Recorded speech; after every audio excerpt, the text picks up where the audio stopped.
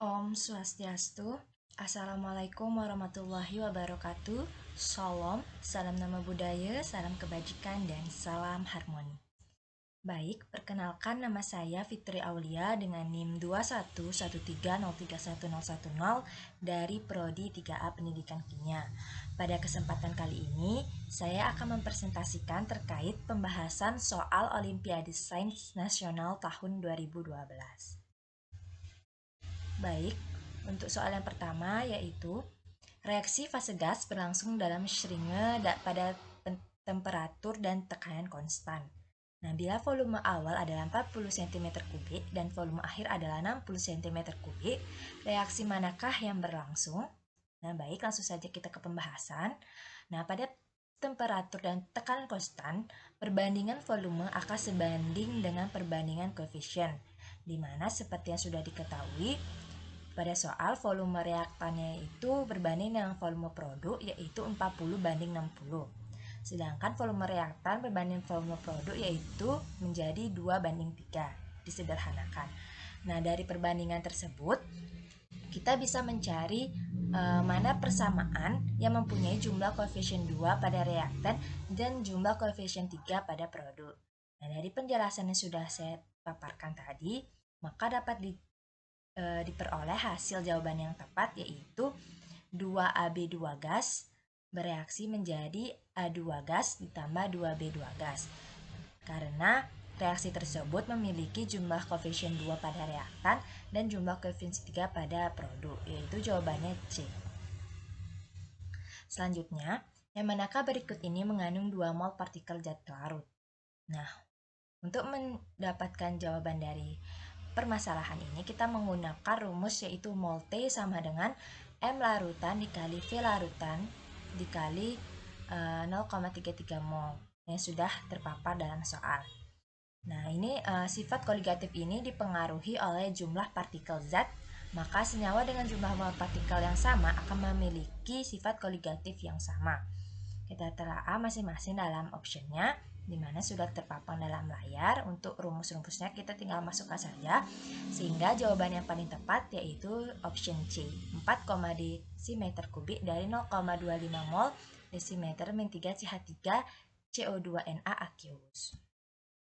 Baik, selanjutnya soalnya, sebanyak 20 cm3 gas hidrokarbon terbakar sempurna dalam oksigen berlebihan dan menghasilkan 60 cm3 karbon dioksida serta 40 cm3 uap air secara STP.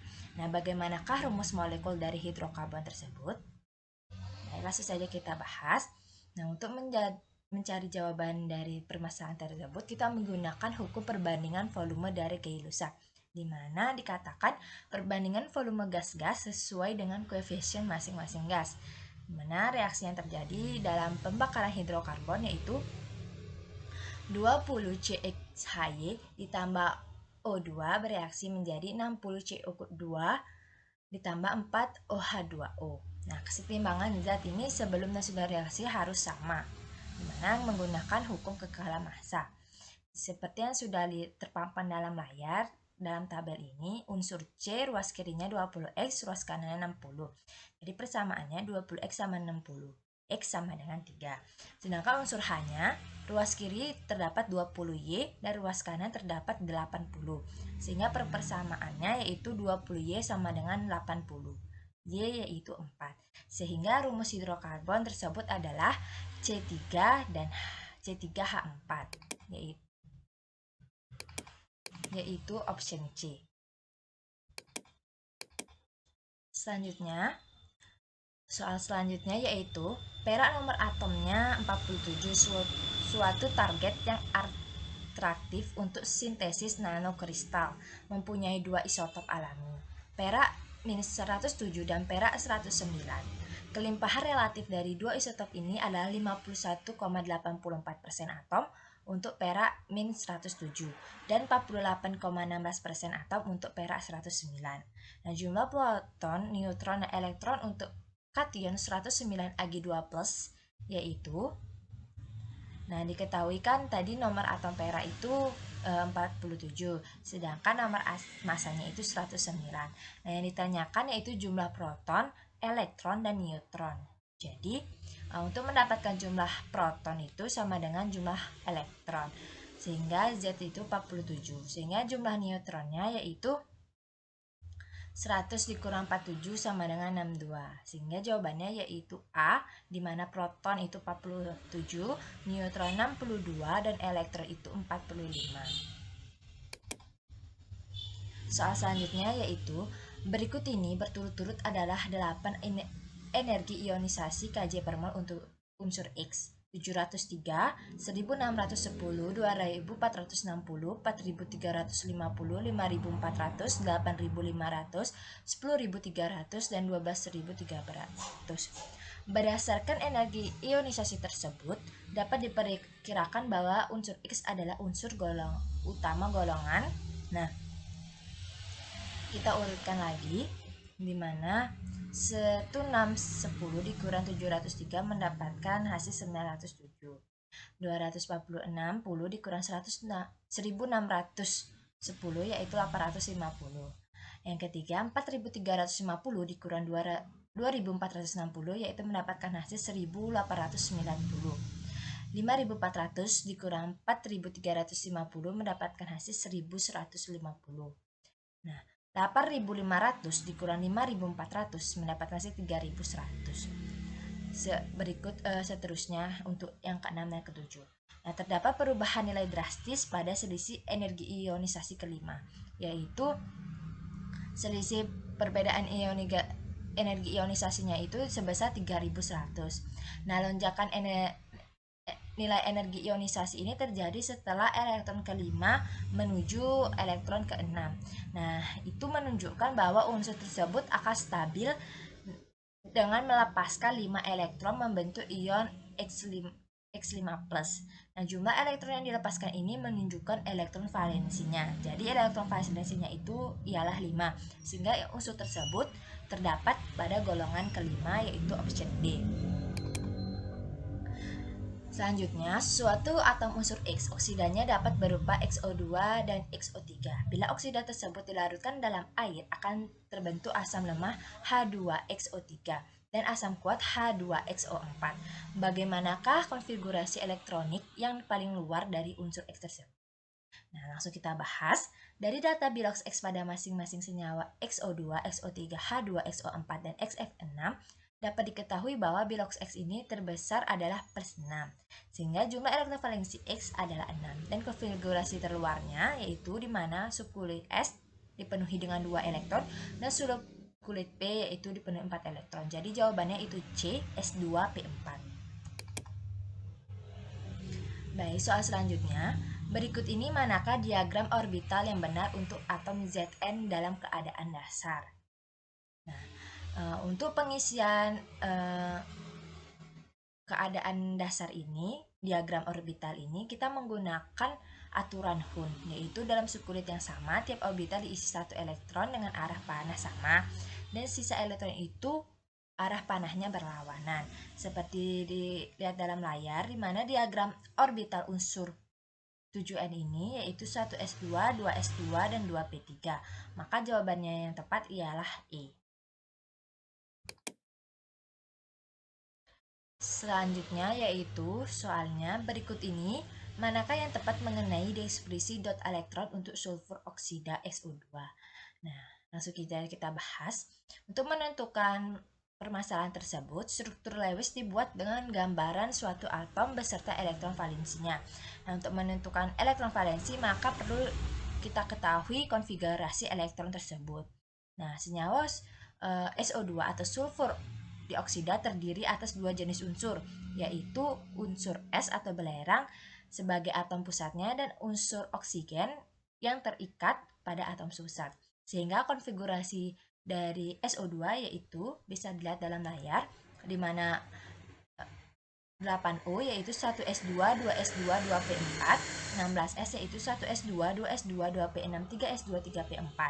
Nah, berdasarkan konfigurasi elektron ini, kita dapat ketahui bahwa baik unsur S atau O memiliki elektron valensi yang sama, yaitu sebanyak 6 elektron. Kemudian, atom tersebut dibuat dengan struktur Lewisnya. Rekan-rekan bisa lihat untuk struktur Lewis dari SO2 di dalam layar, yaitu maka jawaban yang paling tepat ialah B. Selanjutnya, tentukanlah spesies di bawah ini yang paling mudah larut dalam propana cair atau CH3, CH2, CH3 liquid. Jadi pembahasannya, maka untuk spesies yang paling mudah larut dalam propana cair yaitu option A, di mana bisa dilihat dalam layar. Di sini terlihat untuk kelarutannya dan isomerisasinya. Dimana jawabannya yaitu yang paling tepat yaitu option A, di mana CH3, CH2, CH2, CH3 liquid. Baik, soal selanjutnya yaitu berdasarkan reaksi berikut ini, KiO3 aqueous ditambah 5 Ki aqueous ditambah 6H plus aqueous menjadi 3I2 aqueous ditambah 6K aqueous ditambah 3H2O liquid. Nah, pertanyaannya, berapa mol iodin yang dapat diperoleh dari 1/6 mol kalium iodat 5? Baik, langsung saja kita ke pembahasan. Dimana di sini terdapat dari reaksi tersebut terdapat reaksi oksidasi di mana 2 imin bereaksi menjadi I2 plus 2 imin. Sedangkan reaksi reduksinya 2IO3 min ditambah 12H plus ditambah 10 imin bereaksi menjadi I2 ditambah 6H2O. Nah, ini disetarakan sehingga reaksi yang diperoleh yaitu KiO3 ditambah 5Ki ditambah 6H plus menjadi 3I2 ditambah 6K plus ditambah 3H2O. Kita sudah diketahui mol-molnya, di mana KiO3 itu 0,16 mol, 5Ki 0,8, 6H plus 0,96, 3I2 0,48, 6K plus 0,96, dan 3H2O yaitu 0,48. Jadi, mol iodin yang dapat diperoleh dari 1/6 mol kalium iodat yaitu sebesar 0,48 mol, atau bisa disederhanakan yaitu 0,5 mol atau 0,50 mol, yaitu jawabannya C. Baik, soal selanjutnya. Furan adalah suatu senyawa organik yang berwujud cair pada keadaan standar yang hanya mengandung karbon, hidrogen, dan oksigen. Senyawa ini banyak digunakan sebagai pelarut dan bahan baku nilon. Furan mengandung 70,6 karbon dan 58% hidrogen. Nah, pertanyaan yang pertama, tentukan rumus empiris furan. Dimana langsung saja kita bahas. Untuk menentukan rumus empiris, kita menggunakan rumus yaitu persamaan berat O sama dengan 100 dikurang di 100 dikali minus 70,6 ditambah 5,8 sehingga mendapatkan hasil sebesar 23,6%. Selanjutnya kita bandingkan untuk rumusnya C banding H banding O sehingga mendapatkan hasil sebesar perbandingannya 4 dibanding 4 dibanding 1 sehingga rumus empiris dari furan yaitu C4H4O. Untuk soal yang B, menurut percobaan massa molekul relatif furan adalah sekitar 70. Tentukan rumus molekul furan. Nah, berat molekul yang sudah diketahui yaitu 4 dikali 12, C-nya 12, 4 dikali 1, H-nya itu 1, dan O itu 16, sehingga mendapatkan berat molekul yaitu 68. Rumus molekul furan yaitu C4H4ON, sehingga N ini kita masukkan yaitu massa molekulnya 68/70 yaitu 1. Sehingga rumus molekul furan yaitu C4H4O. Yang soal C, tuliskan persamaan reaksi termasuk fasanya yang menunjukkan reaksi pembentukan furan dari unsur-unsurnya pada keadaan standar. Nah, setelah menelaah untuk menuliskan persamaan reaksi mendapatkan hasil sebesar reaksinya 4C solid ditambah 2H2 gas ditambah 1/2 O2 gas menjadi C4H4O liquid. Soal yang D, gunakan persamaan pada C dan data perubahan entalpi standar berikut. C solid menjadi C gas dengan delta HO-nya yaitu plus 707 Kj per mol. 1/2 H2 gas menjadi H gas, delta HO-nya yaitu plus 218 Kj per mol. 1/2 O2 gas menjadi O gas, delta HO-nya yaitu plus 248 Kj per mol. Nah, pertanyaannya, hitunglah berapa perubahan entalpi reaksi penguraian cairan furan menjadi unsur-unsurnya pada fase gas. Tuliskan persamaan reaksinya. Jadi persamaan reaksinya yaitu C4H4O liquid menjadi 4C gas ditambah 4H gas ditambah O gas.